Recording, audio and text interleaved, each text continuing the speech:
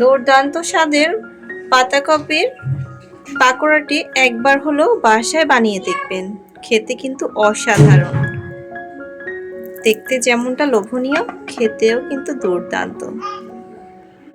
ভুলবেন না কিন্তু বাসায় বানিয়ে খাবেন। যতদিন পাতাকপি আছে, বাজারে পাতাকপি ফুরিয়ে যাওয়ার আগে কিনে খেয়ে ফেলুন। কিনে বানিয়ে খেয়ে ফেলুন, কারণ কিনে আনলে তো আর খাওয়া যাবে না। এটাকে বানিয়ে তারপরে প্রসেস করে খেতে হবে।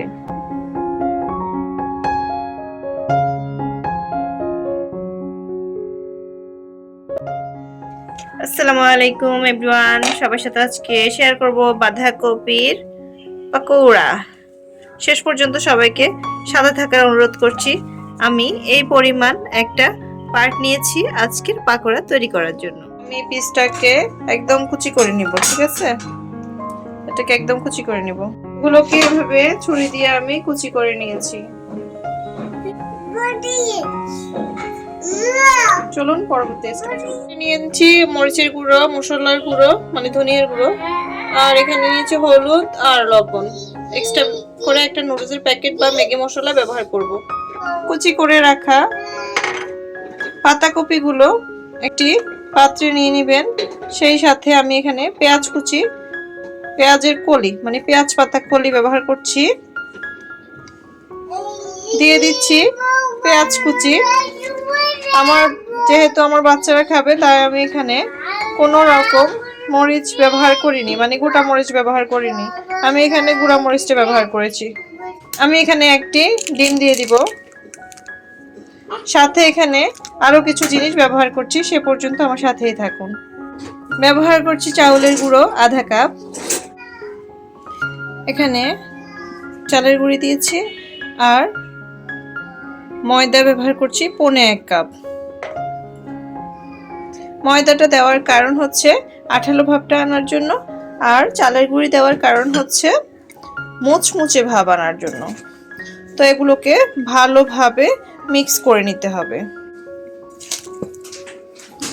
আমি একদম ভালো করে মেখে নিচ্ছি। পরিমাণে যদি বেশি হয় তবে সব কিছু পরিমাণ বেড়ে যাবে, এবং কি ডিমের পরিমাণও বাড়িয়ে দিবেন। আমি এখানে সবগুলো উপকরণকে একদম ভালোভাবে মিক্স করে নিয়েছি। তো এখন চলুন ভাজার পালা। ছোট বড় কি পরিমাণ করবেন সেটা আপনাদের উপর নির্ভর করবে। আমি বেশি বড় করব না, তাহলে বড় করতে গেলে দেখা যাবে যে ভাজার সময় অনেকটা টাইম লেগে যাবে। আমি প্যানে তেল গরম হতে দিয়ে দিয়েছি আগে থেকেই। একে একে সবগুলোকে দিয়ে দিই।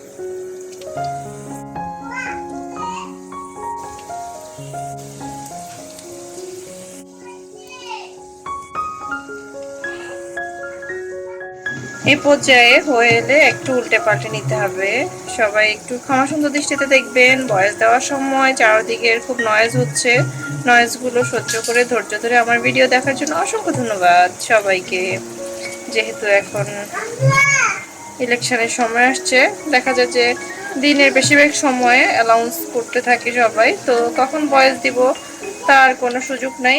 আর সাথে তো আমার বাচ্চা কাচ্চা আছেই, যার কারণে ভিডিও করতে করতে ভয়েস দিয়ে দিচ্ছি। ভিডিওতে ভয়েস না দেওয়ার কারণে আমার প্রায় 10 দিন ভিডিও দেওয়া হয়নি। তো আমি চিন্তা করলাম যে না, ভিডিও করতে করতে ভয়েসটা দিয়ে দিই, তাহলে অন্তত পক্ষে খুব তাড়াতাড়ি আমি ভিডিওগুলো ছেড়ে দিতে পারবো।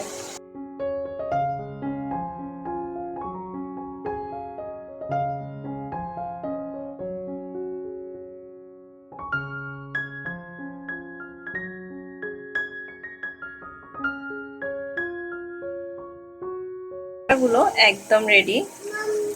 আমি এগুলোকে তুলে নিচ্ছি।